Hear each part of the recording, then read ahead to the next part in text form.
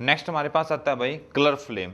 Colour flame क्या होता है कि जब आप बॉन्ड फॉर्मेशन करते हैं या जब किसी केमिकल रिएक्शन में पार्टिसिपेट करते हैं तो एक विजिबिलिटी यानी कि एक वेवलेंथ हमेशा होती है, या जब हम इनके अंदर कोई लाइट वगैरह डालते हैं, कोई एनर्जी लगाते हैं तो एक कलर शो करते हैं कि उनके अंदर आपको एक कलर दिखाई देना स्टार्ट होता है, वो कलर्स की एक विजिबिलिटी शो होती है।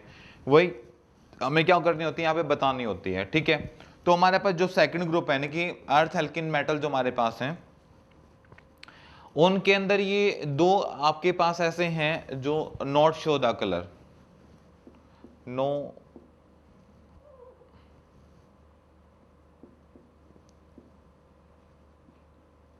ये कलर शो नहीं करेंगे। कलर ना शो करने के यहाँ पे क्या रीजंस होंगे वो हम डिस्कस करेंगे। बाकी जैसे कैल्शियम है वो अपना कलर शो करता है, ये अपना शो कर रहा है, ये अपना शो कर रहा है और ये अपना कलर शो कर रहा है। ये कलर शो कब करते हैं, पहले वो बात मैंने आपसे पहले भी डिस्कस की है, अब मैं दोबारा आपसे डिस्कस कर रहा हूं कि जिसके पास पहली condition unpair number of electron होने चाहिए, ठीक है। फर्स्ट कंडीशन हमारे पास क्या है, अनपेयर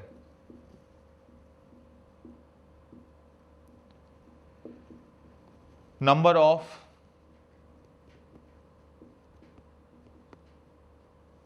इलेक्ट्रॉन्स, कि आपके पास क्या होंगे, अनपेयर नंबर ऑफ इलेक्ट्रॉन्स आपके पास क्या है, होने चाहिए, ठीक है।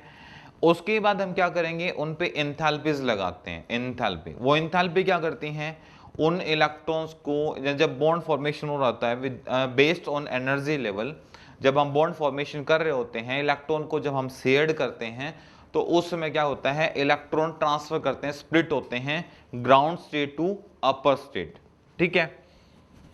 नेक्स्ट पॉइंट हमारे पास क्या कहलाएगा, based on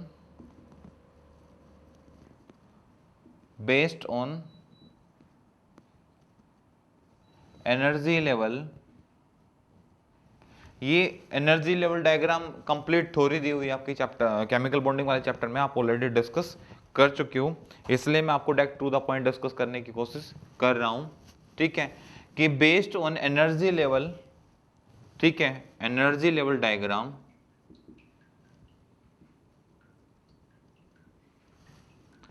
when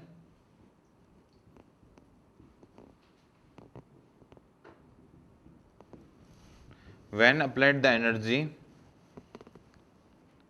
enthalpy to jump the electron ground state to upper state,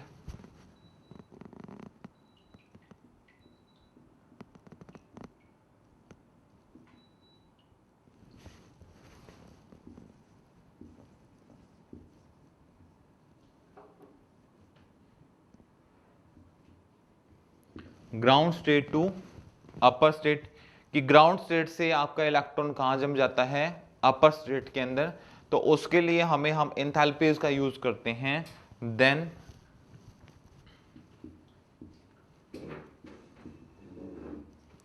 show the colour, और कलर कौन शो करते हैं, कलर को वही शो करते हैं जिसके पास अनपेयर नंबर ऑफ इलेक्ट्रॉन होते हैं आउटर मोस्ट सेल के अंदर, ठीक है। ये भी एक स्पेशल कंडीशन है।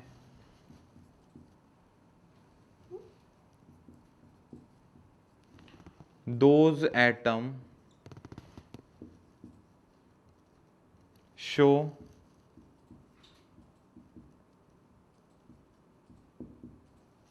unpaired number of electron in outermost cell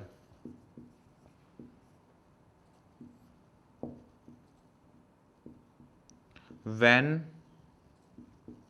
atom is fully filled, then not show colour flame, not show colour flame. अब इन बातों को सोचते हुए या इन बातों के बेस पे यदि हम चलें या कोशिश करें अपने आप को सेटिस्फाई करने की, तो भाई मेरे पास दो एलिमेंट है, मैग्नीशियम हुआ, ये आपके पास बेरिलियम हुआ, कि इनकी आउटर मोस्ट में अनपेयर नंबर ऑफ इलेक्ट्रॉन भी होते हैं और फिर भी क्या करते हैं, कलर शो नहीं करते। इनका रीजन क्या है? तो इनका रीजन ये है कि इनकी जो आयनाइजेशन एंथैल्पी होगी वो compare to group that will be very high. ठीक है, इस ग्रुप के कंपेयर में इन दोनों की जो आयनाइजेशन एंथैल्पी रहेगी वो सबसे ज्यादा रहेगी, और सबसे ज्यादा होने की वजह से जो इलेक्ट्रॉन्स ग्राउंड स्टेट से अपर में जंप करने वाले हैं वो प्रॉपरली जंप नहीं कर पाएंगे, मतलब वो प्रोसेस को कंप्लीट नहीं करेंगे, इस वजह से वो कलर शो नहीं करेंगे। तो हम इसको नोट कर लेते हैं, beryllium and magnesium show high ionisation enthalpy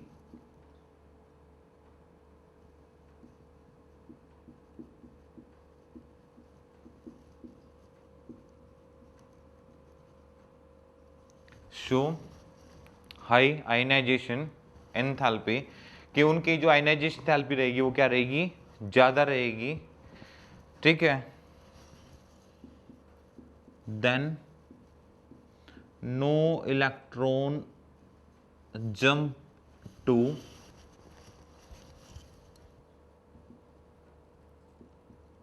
ground state to upper state. ठीक है, इसलिए show don't show the colour flame, या don't make show don't make colour flame.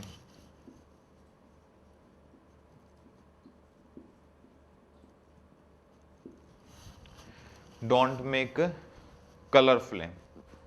ठीक है भाई, ये दोनों कलर शो इसलिए नहीं करते हैं क्योंकि इनका जो अरेंजमेंट होता है वो क्रिस्टल फॉर्म के अंदर होता है, और क्रिस्टल के एंथैल्पीज बाकी के कंपेयर में सबसे ज्यादा रहती हैं, और सबसे ज्यादा रहने के कारण, ठीक है, ये क्या करता है, ये उस नेचर उस प्रॉपर्टीज को जो बाकी शो करते हैं उनको शो ये नहीं करता, और ना करने की वजह से क्या करता है, कलर फ्लेम नहीं बनाता। ठीक है, राइट डाउन करेंगे, फिर हम आगे क्लास को कंटिन्यू करते हैं। नेक्स्ट हमारे पास आता है भाई इलेक्ट्रिकल एंड थर्मल कंडक्टिविटी। दो इलेक्ट्रिकल एंड थर्मल कंडक्टिविटी की जब बात करते हैं तो इलेक्ट्रिकल कंडक्टिविटी एल्केन्स अर्थ मेटल की काफी अच्छी रहती है। ठीक है, रीजंस बताएंगे ऐसा क्यों होगा। ठीक है,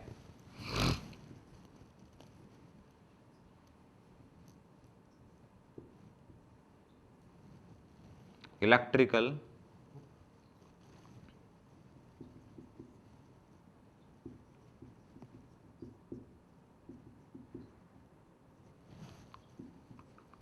is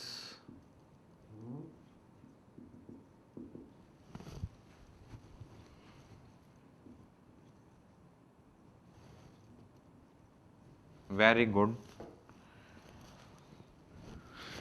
because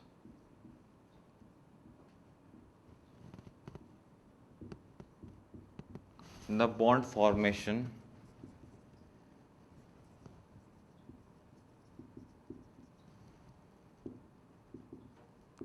will be आयनिक। अब बच्चों देखो, यहां पे जो मेटल होगा उसका नेचर ऑलरेडी इलेक्ट्रोपॉजिटिव जैसा होगा। ठीक है, हम ये भी बता सकते हैं कि all are electropositive in nature, all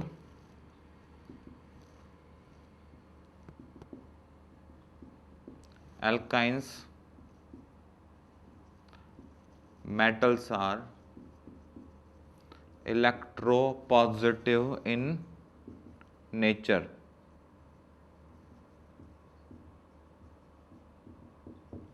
देखो भाई, हमें एक नॉर्मल एक्सप्लेनेशन के लिए आंसर यहां से मिल गया है कि और एल्काइंस मेटल्स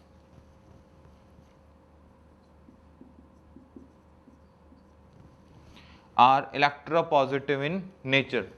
तो हमारे पास यदि हमें जनरली आंसर करना है तो उसके लिए हमारे पास एक स्पेसिफिक आंसर है कि सभी के सभी इलेक्ट्रोपॉजिटिव हैं, और जितने इलेक्ट्रोपॉजिटिव होते हैं वो सभी के सभी क्या करते हैं, कंडक्टिविटी को शो करते हैं। इसलिए एल्कली जो कंडक्टिविटी होगी वो वेरी गुड होगी, हाई होगी। ठीक है, पर जब मैंने अपनी तरफ से ये बात आपको बोली कि फॉर्मेशन विल द आयनिक, जो फॉर्मेशन होगा यानी कि बॉन्ड फॉर्मेशन, यहां से the bond formation will be आयनिक। यहाँ पे जो कंपाउंड फॉर्मेशन बनेगा तो वो आयनिक बनेगा, ठीक है। और जैसे ही बॉन्ड फॉर्मेशन आपके पास आयनिक बनता है तो नेचर में कंडक्टिविटी वो क्या मिलेगी आपको, बेड, ठीक है। ये आप हमेशा याद रखें।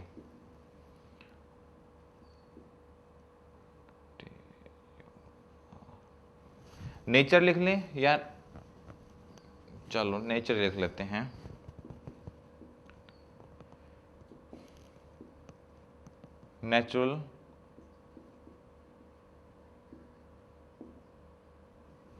Natural conductivity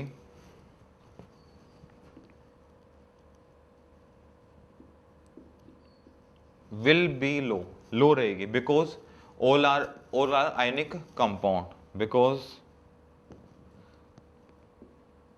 all are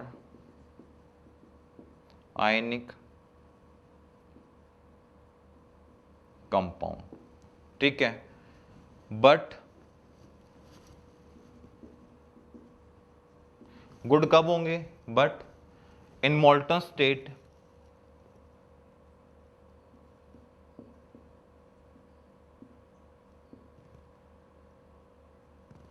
in molten state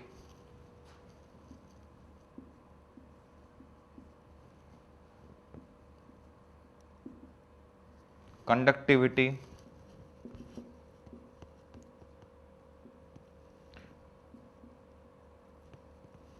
will be high, ठीक है। क्यों, ये सॉल्यूशंस क्या होगा, वो कन्वर्ट हो जाएगा आयंस के अंदर, ठीक है। all compounds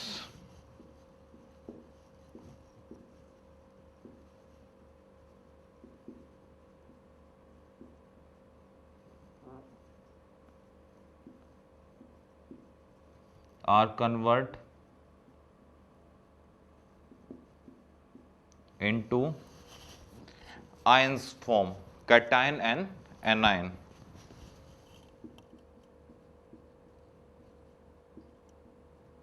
anions form, anion and cation, ठीक है।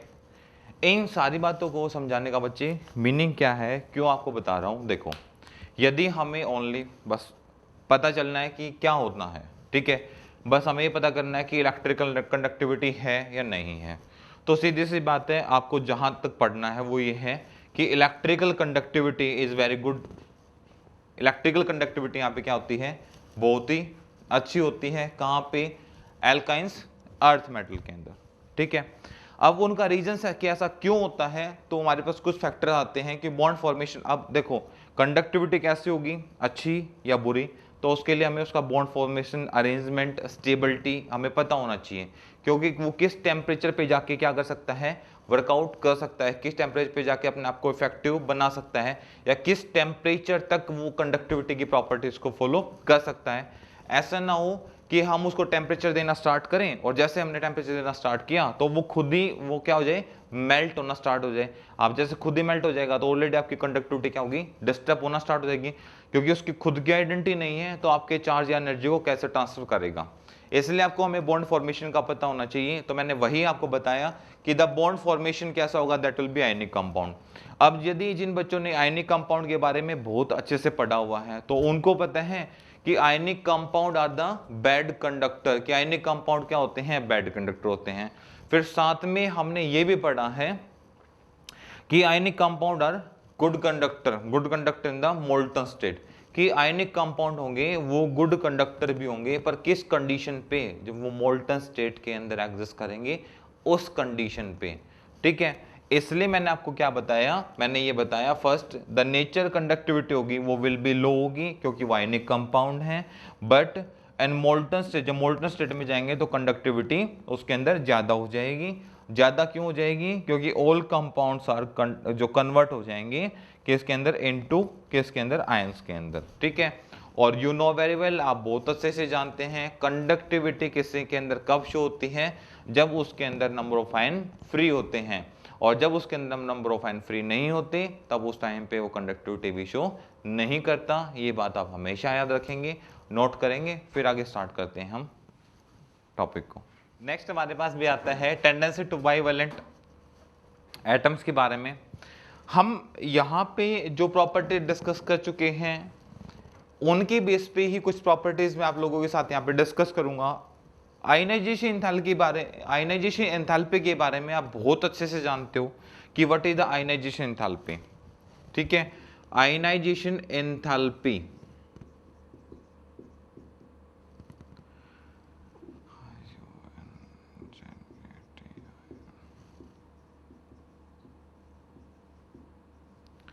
आयनाइजेशन एंथैल्पी के बारे में आप बहुत अच्छे से जानते हो। ठीक है, दोबारा से बता देता हूं, to tendency the minimum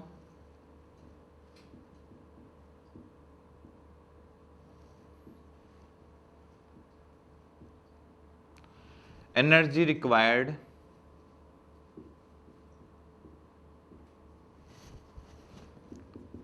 to loss of electron in outermost cell। अब देखो भाई, ये जो आप एंथैल्पी लगाते हो आउटरमोस्ट सेल से इलेक्ट्रॉन जंप कराने के लिए, जब आपकी आयनाइजेशन एनर्जी काम कर रही होती है तो साथ में वहां पे कोई डिफरेंट एनर्जी भी डेफिनेटली वहां पे वर्कआउट कर रही होती है। ये जो एनर्जी लगाई जाती है ये मोस्टली हम कहीं बॉन्ड वॉन्ड बनाना चाह रहे हो कि आपने इलेक्ट्रॉन को किसी दूसरे एटम को ट्रांसफर करना चाह रहे हो तब लगाने की कोशिश करते हैं मिनिमम एनर्जी। ठीक है, और जब हम किसी बॉन्ड को डिसोसिएट करते हैं तो वहां पे हम सीधा लैटिस पे जाके बात करते हैं द मैक्सिमम एनर्जी। तो ये हमारी क्या होती है, द मिनिमम एनर्जी होती है।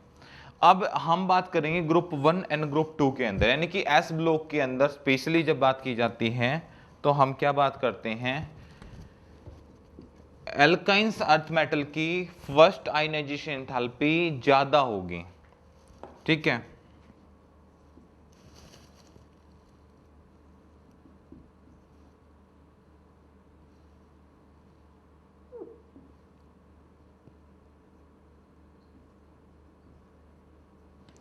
एल्काइंस earth metal first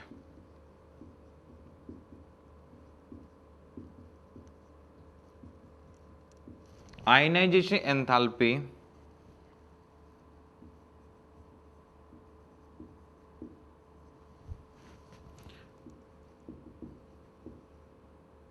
will be high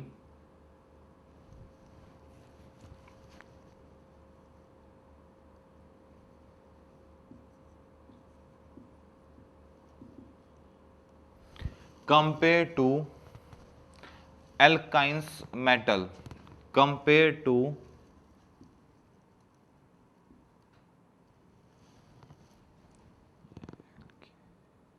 alkali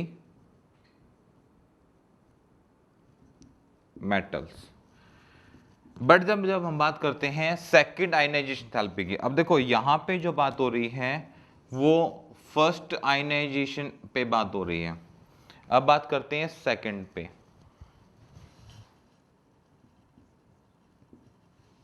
second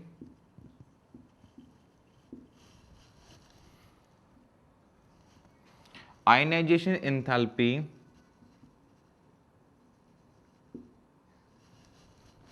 will be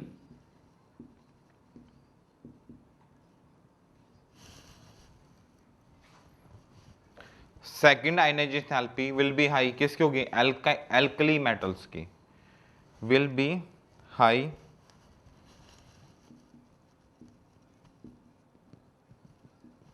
alkali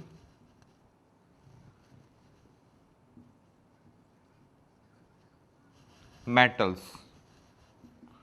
to compare to